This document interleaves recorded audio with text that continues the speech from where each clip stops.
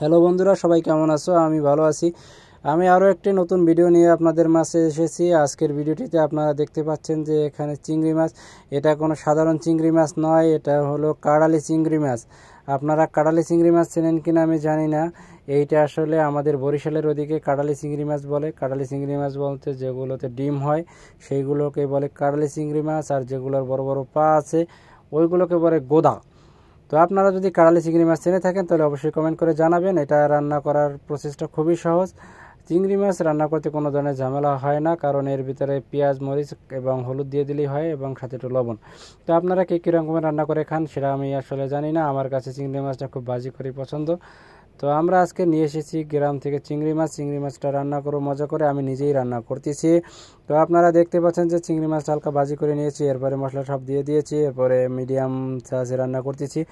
এই যে দেখুন রান্না হচ্ছে আমার চিংড়ি মাছ। আমার চিংড়ি মাছ খুবই পছন্দ। আপনাদের কার কার চিংড়ি মাছ খেতে পছন্দ আপনারা অবশ্যই কমেন্ট করে জানাবেন। চিংড়ি মাছ একটি দারুণ খাবার, এটা আসলে খুবই সুস্বাদু আমার কাছে। চিংড়ি মাছে জানি আমি অনেক অ্যালার্জি আছে, চুলকানি আছে, কিন্তু আমার অত চুলকানি নাই। চুলকানি যতই হোক, কিন্তু আগে চিংড়ি মাছ খেতেই হবে। চিংড়ি মাছ ছাড়া জীবনটাই চলে না, আমার সব কিছুতেই চিংড়ি মাছ দরকার হয়। আপনারা কে কীভাবে খান চিংড়ি মাছ অবশ্যই কমেন্ট করে জানাবেন। বরিশালের যারা আছেন তারা অবশ্যই জানাবেন যে গোদা চিংড়ি মাছ চেনেন কিনা, কাড়ালি চিংড়ি মাছ চেনেন কিনা। চিংড়ি মাছের কেজি বর্তমানে 900 টাকার উপরে। এগুলো সাধারণত আমাদের এদিকে খালে বিলে পাওয়া যায়, খালেই বেশিরভাগ পাওয়া যায়। তো এই যে দেখুন একবার কালারটা দেখেন যে কত সুন্দর লাল হয়ে গেছে, টকটকে। আর এই যে জলটা দেখতেছেন এটা একবার ঘন হয়ে গেছে।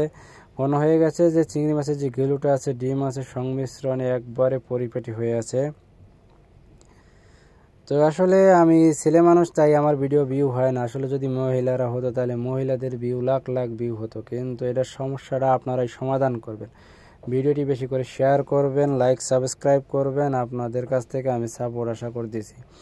তো ভিডিওটি দেখেন আপনারা। আমার সব রান্না করা হয়ে গেছে, এরপরে খাওয়ার পালার সাথে উপরে দিয়েছি ধনিয়া পাতা।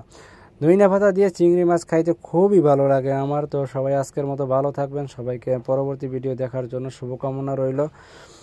আর চিংড়ি মাছকে কীভাবে খান ওইটা অবশ্যই কমেন্ট করে জানাবেন। সবাইকে আসসালামু আলাইকুম, আল্লাহ হাফেজ।